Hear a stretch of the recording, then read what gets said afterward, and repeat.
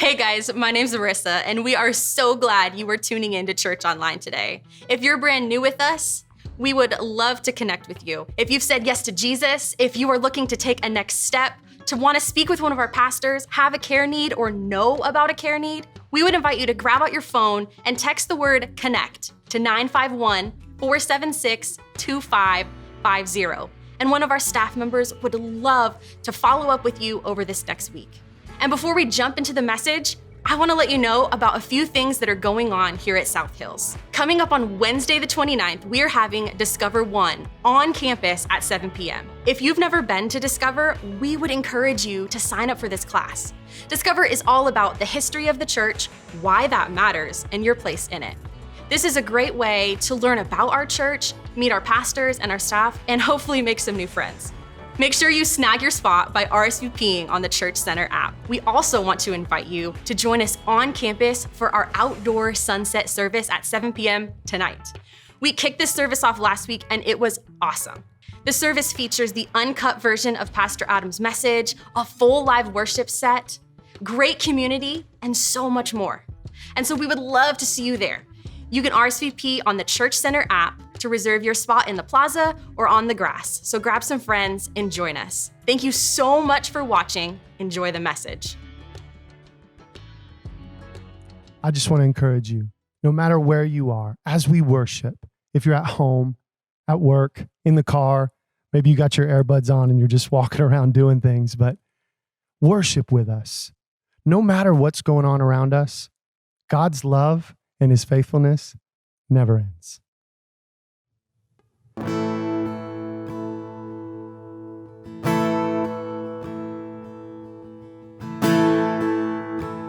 I need you, soften my heart and break me apart. I need you to open my eyes, see that you're shaping my life. All I am,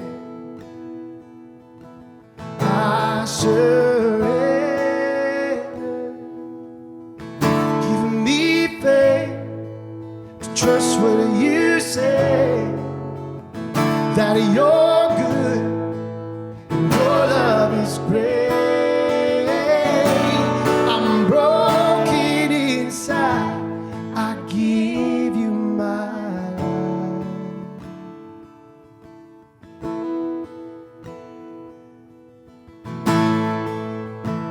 I need you to soften my heart, to break me apart. I need you to pierce through the dark and cleanse every part of me. All I am, oh, I surrender.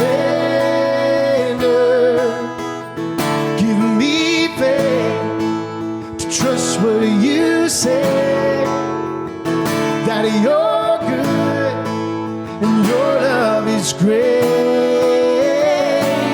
I'm broken inside, I give you my life.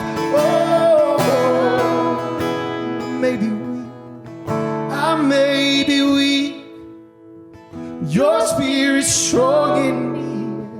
My flesh may fail, my God, you never will. I may be weak, but your spirit's strong in me, and my flesh may fail, my God, you never will. I may be weak, but your spirit's strong in me, and my flesh may fail, my God, you never will.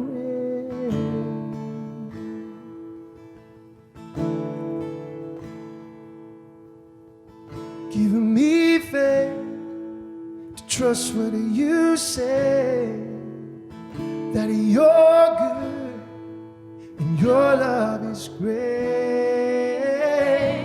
I I'm broken inside. I give you my life.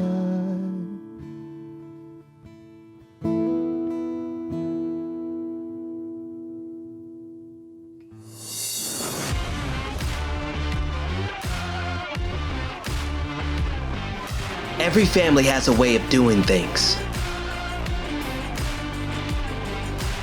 A way they handle the big stuff and the small stuff. A way of thinking, doing, gathering, serving, being. A way that, even from the outside walls they sometimes call home, tells you who they are and what they stand for.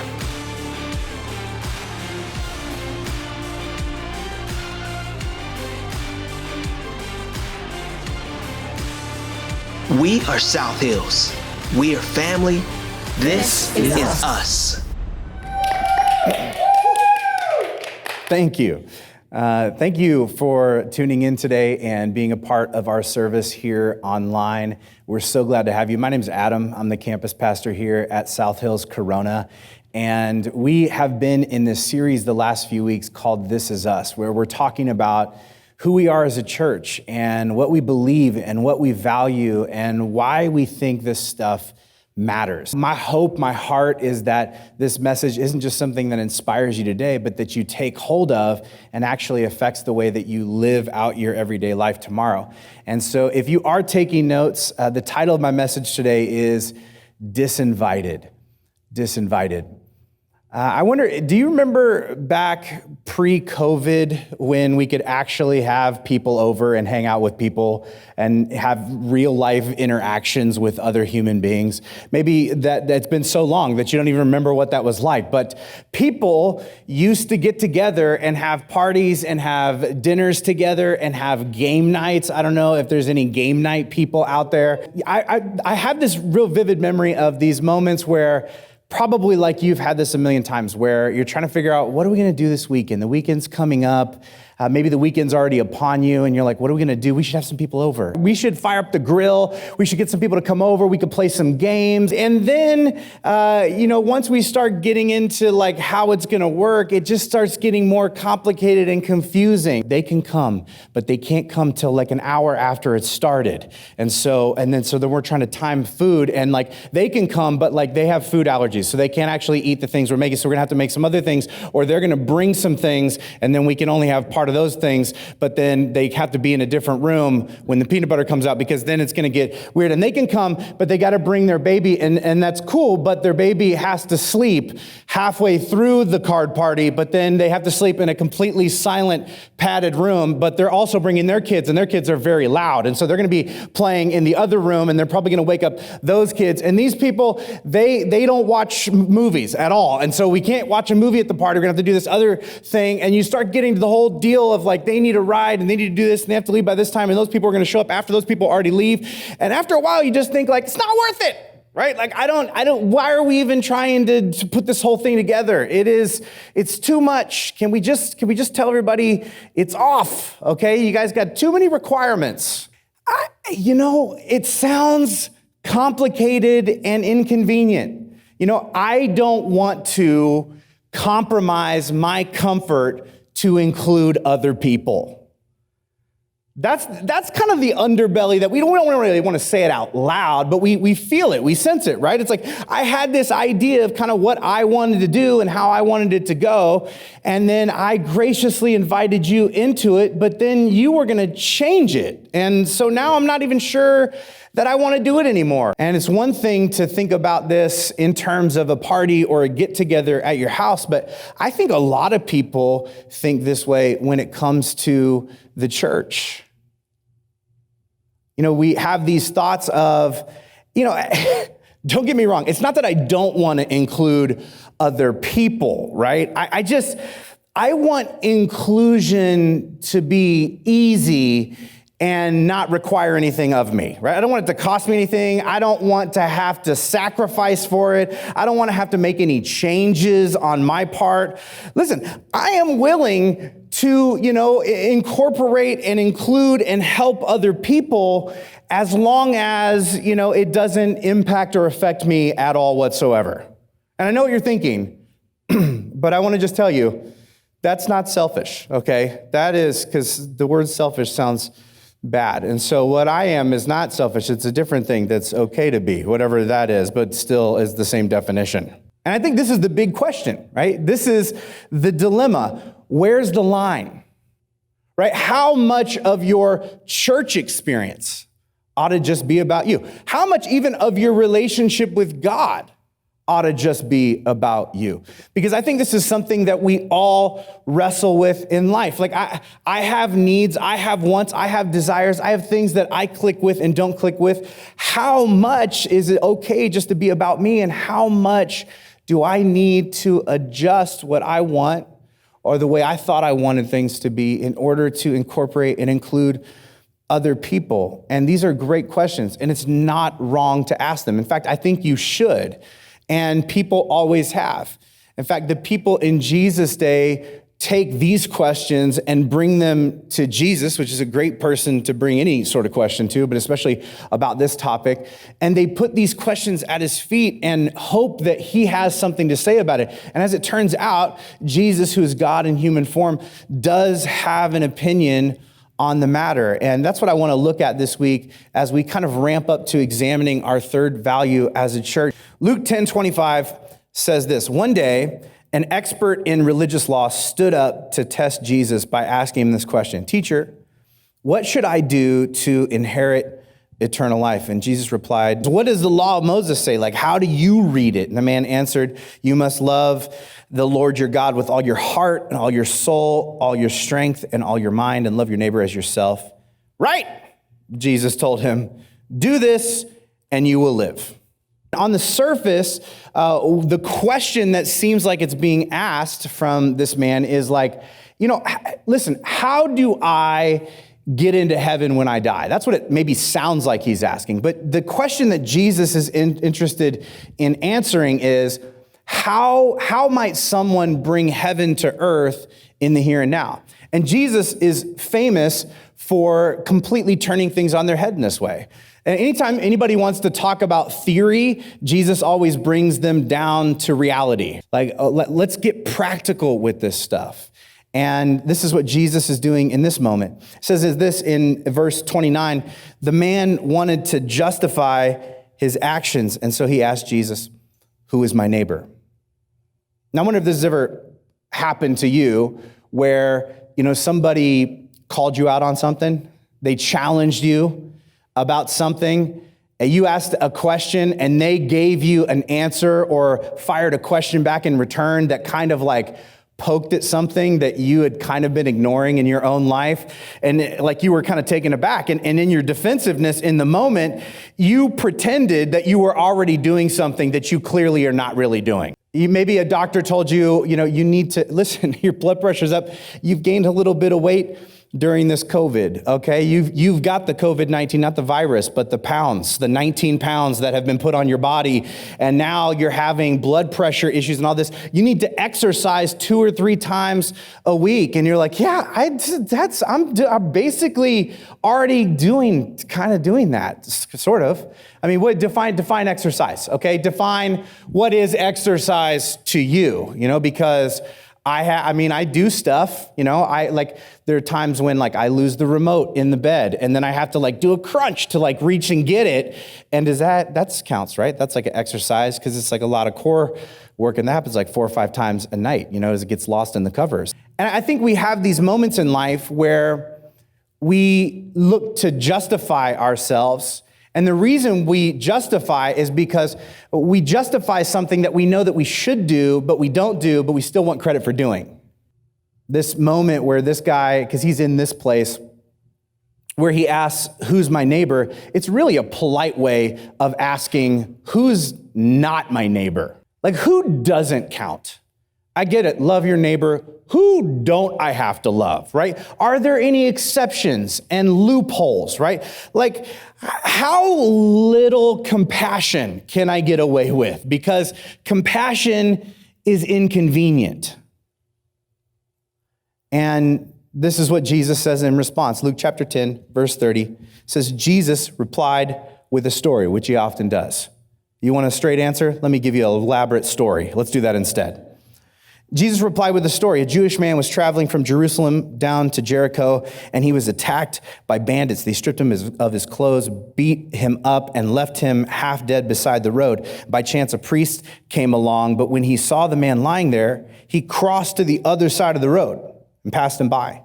A temple assistant walked over and looked at him lying there. This guy actually goes up and is just like kind of stares at him, but he also passed by on the other side. So there's two people so far in the story, and these first two people are aware of what's happening, but they don't intervene.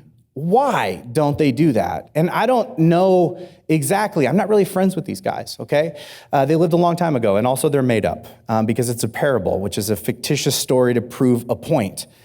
Their reasons for doing this aren't really outlined in the text, and yet I think below the surface of whatever their specific reasons might have been, the general reason is just that it was inconvenient. I want to read you something else from the law of Moses. It's something from the book of Numbers. Numbers chapter 19. This is from the law of Moses, how the Jewish people were to live their lives.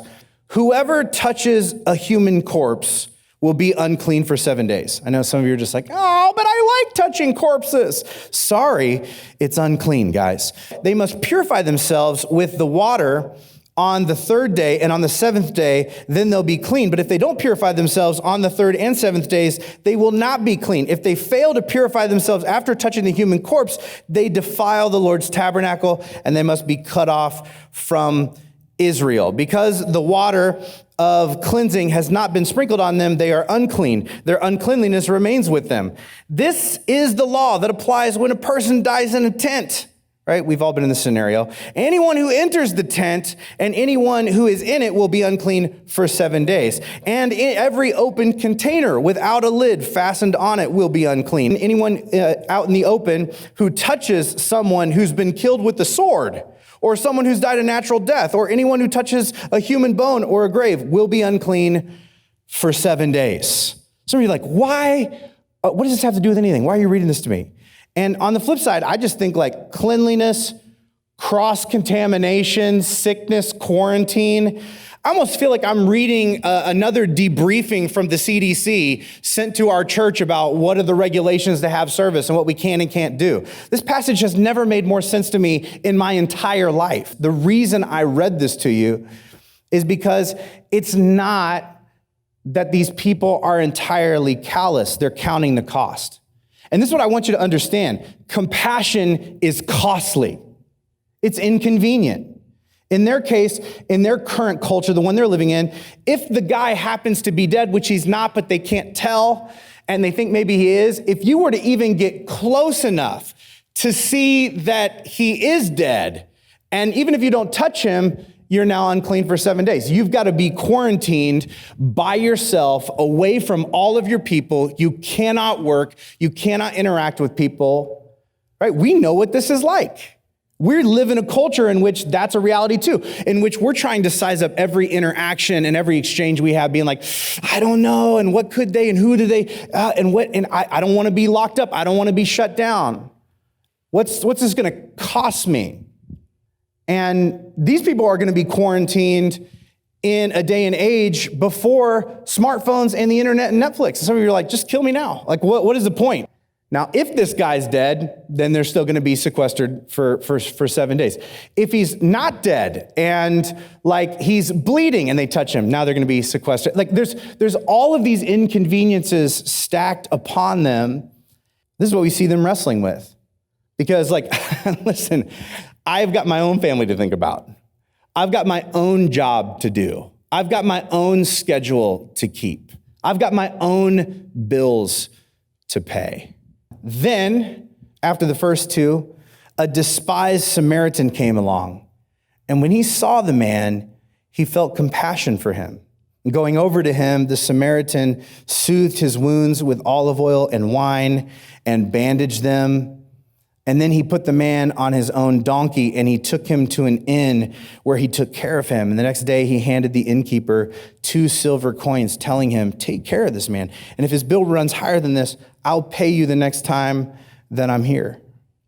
Some of you are hearing all the things that he did, and maybe you're thinking, yeah, that's why the first 2 didn't want to get involved. I mean, this guy just walks over to check on somebody, and then look at everything he got sucked into, right? I mean, we're talking, this guy ends up giving up multiple days of his life, hundreds of dollars of his money. He's inconvenienced in such a significant way to go in and try and do a good deed. He puts himself at risk. Maybe this guy is sick. Maybe he's diseased. Maybe he was just beaten. Maybe the people that beat him up are going to beat me up for now getting involved as well, instead of just like staying out of it and staying away. And now I'm at risk of getting sucked into the same sort of situation. But despite all this, he helps anyway. And I want you to notice that he didn't just feel compassion. He allowed that compassion to propel him into sacrificial action. The point of empathy isn't to feel bad, but to do good. Nobody who's in a situation in which they are desperate and need help just want you just to feel bad and do nothing, right? The point of empathy and being able to place ourselves in someone else's shoes, in someone else's story, is so that we can take on what it would feel like to be them and then know what to do to best help them. But this parable isn't just about how Jesus wants us to love, it's about who he wants us to love. I wonder if in the beginning of this third section of the story, you caught this word despised in the text. Like the despised Samaritan. Who was he despised by? Well, the guy who was beat up and his entire people group. Like someone that the hurt man openly hated sacrificed himself for his healing, which would have really messed with his categories. The Jews and the Samaritans during this day, they didn't mix. They had a history. They'd both been hurt by one another. They didn't trust each other. They avoided one another at all cost. And yet this guy is helped by someone that he probably at moments had secretly wished that someone would have beat up and left for dead. And Jesus is using this story to say, whoever it is you are looking to justify not inconveniencing yourself for is exactly who you ought to inconvenience yourself for.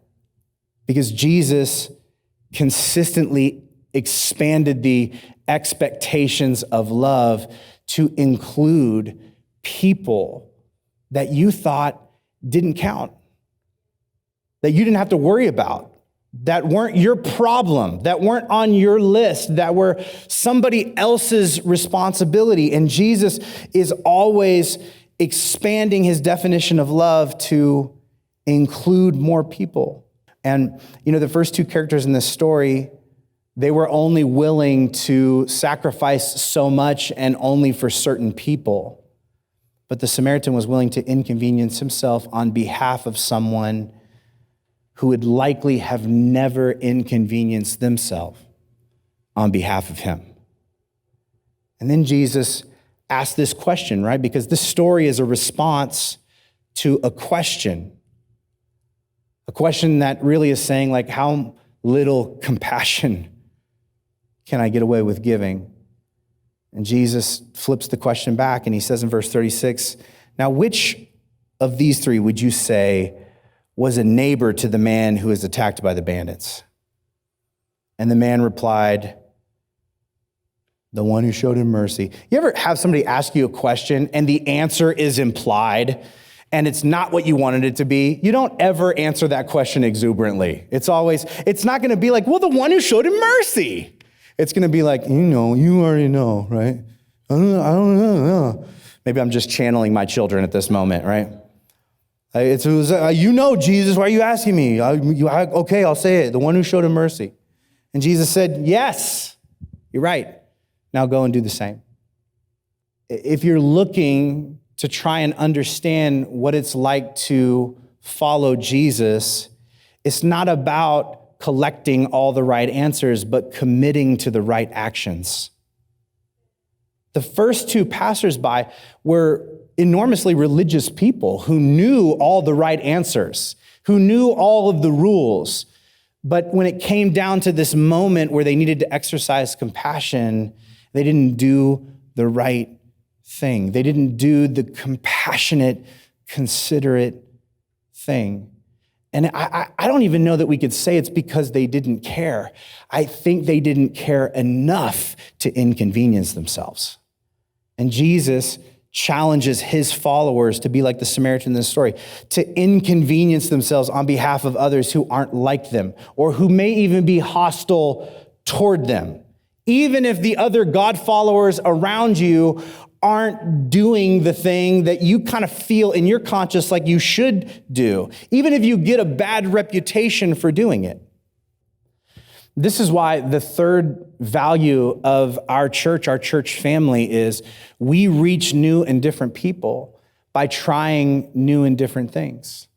We set our course according to what our community needs, not according to what other influential churches are doing.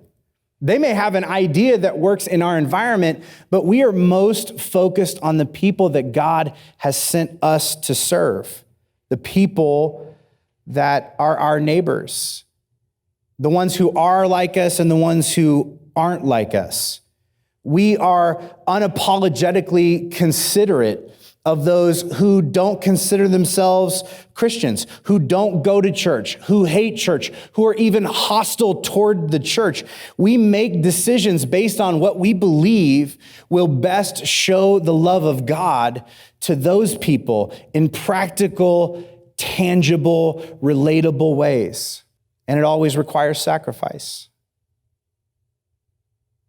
There's this other story that Jesus is famous for having told of this king who throws this giant party. I'm sure he woke up one morning and his wife was just like, we should have people over, right? And so they decided they were going to, and they prepared everything and they got really excited. They put out the invites and they likewise were getting a lot of we can't, and I don't, it's inconvenient. And then he does something really interesting. And again, Jesus' parables are all stories that are essentially metaphors to convey a bigger idea, point, or purpose. And this is what he says that the king says to do. Matthew chapter 22, verse 9, he says, now go out to the street corners and invite everyone you see. So the servants brought in everyone they could find, good and bad alike. And the banquet hall was filled with guests. And everyone who would have been listening to this story, everybody in the story, right, would have thought to themselves, watching this reaction, that's new. That's different. You're going to go out and invite everyone to come to an exclusive party? Wait, you're going to bring in the good and the bad? You're going to just fill the banquet hall with virtually every person and give them a seat and a place at the table? That is new and different. And I'm sure the people that were at that banquet would have looked around and been like, wow, there are some new and different people here. And you acquired them by trying some new and different things. Now, whether or not they liked those things is another story altogether. But the king was willing to inconvenience himself to include people who have never been included before. And God has always been this way, and God will continue to be this way, which is why we as a church, we are willing to do what no one else is doing to reach those no one else is reaching. And this is why sometimes we don't do things that other churches around us are doing, because we are very clear on our mission, what we have been called to do. And I would say this idea is why many of you are here. It's why many of you attend here when our doors are open. It's why many of you continue to watch online. because there's something different about the way we do things. And we don't do things differently to catch attention or to be controversial. We do it to include people who feel like they're outsiders. Our desire is to do whatever it takes to invite them in. I think this is the reason that so many people who call our church their church home feel comfortable bringing their friends to church here. This is why so many of you, your son or your daughter or your neighbor who had so many bad experiences with churches and Christians or religious people that they were like, I don't want to have anything to do with that. They're now actually willing to give God a chance because you told them about South Hills, because they got a taste of the way that people are here, the way we do things here. And we will always be a church like this. And I will tell you that being a church like this is very inconvenient. It is costly and uncomfortable. And it's also completely worth it. There's a lot of talk in faith communities, I think specifically at this time, there's a lot of talk about what it means to be deep. And here's our definition. Spiritual maturity is intentionally inconveniencing yourself for the sake of showing love to those you don't feel like serving. It's not getting a touchy-feely feeling. It's not having a ton of the Bible memorized. These are great things. I love to feel good, right? I love to sing songs I enjoy. I love seeing people I'm comfortable with. I think memorizing the Bible is an incredible idea. I do it, and I suggest that you do it as well. But the two people at the beginning of the story had plenty of the scriptures memorized. They knew all the right things, but didn't do any of the right things. This is what it means to actually have spiritual depth in your life. It's not just according to the things that you say. It's according to how much you are willing to sacrifice and serve. And that's why this will always be our bullseye, because we want to be a deep church, and this is what we believe it means to be deep, just like Jesus, who laid down his life for people not like him. And it is not convenient. It's not convenient to film a broadcast-only service and then also set up an entire outdoor venue and redo all of the wiring and the speakers and everything and social distance everyone apart to also do an outdoor service. But you know what? We realize we have a lot of different types of people who have different needs at this stage, and we are willing to sacrifice to include everyone. And that's what I want to pray that God would give you the ability to do. Because without God's help, we all just kind of reset to self-focus.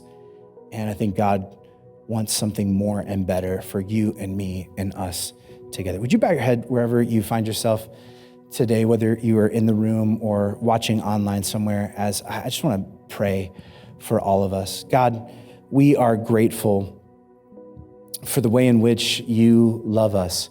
God, we're grateful that you inconvenience yourself for our sake, that you modeled that with your son, Jesus.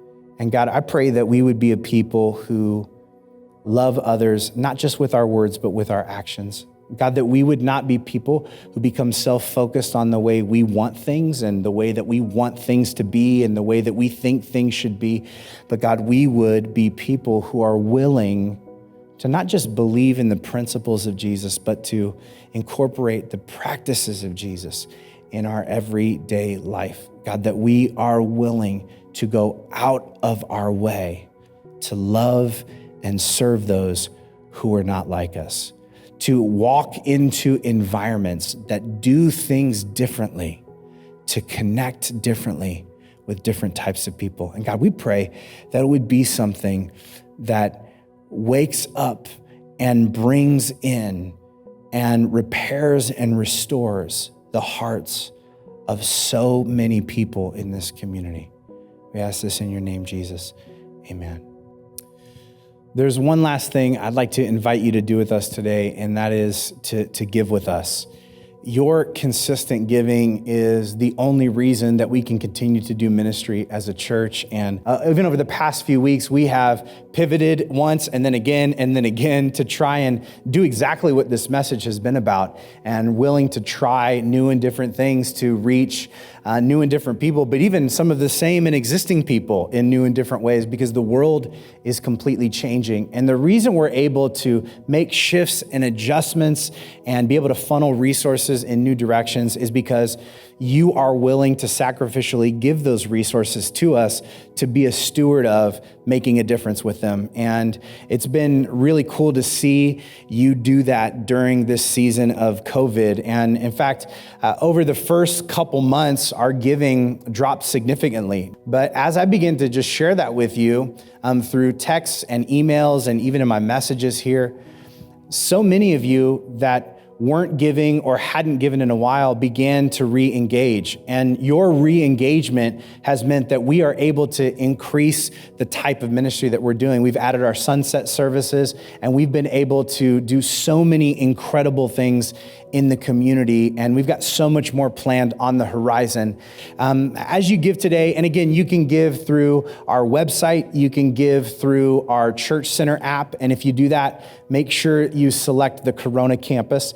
You can give through text to give, you can give by just mailing in your gift here, or you can roll to our sunset service on Sunday night, and you can give in person there. But regardless of how you do it, your giving is making a big difference. And in fact, just a little bit ago, we were able to do something really big and impactful for our community through your Beyond Our Walls dollars. And that was, we were able to host this giant food distribution event right here on the Corona campus. And I wanted you just to get a peek at what we did, some of the people we helped, and how big of an impact we had. So as you're giving, check this out.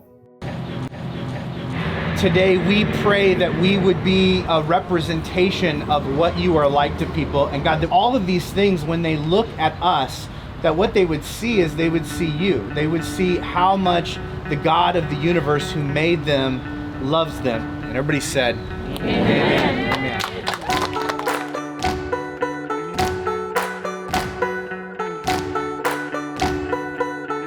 My name is Adam Smith. I'm the campus pastor here at the Corona campus at South Hills, and I'm standing here with our founding and lead pastor, Chris Songson, and we are in the middle of a giant food distribution event that you guys have been giving towards for the last few weeks, and we have hundreds of cars that are going to be coming through today to get multiple stations of food and supplies. We've got everything from fresh produce to beans and rice, Pop-Tart cereal, which I didn't even know they made, which is extraordinary, and all different sorts of things from cleaning supplies to food, just the essentials that you would need. Our aim was really to be able to provide 6 to 9 meals per family, but because of what we were able to collect and the partners that we were able to partner with, we were able to really provide an entire week's worth of food per family, which is incredible through partnerships with Convoy of Hope, through some other local partners here. Your giving made all of this possible, and it's incredible to watch people roll through today and see the smiles on their faces and knowing that they're seeing the love of Jesus in action.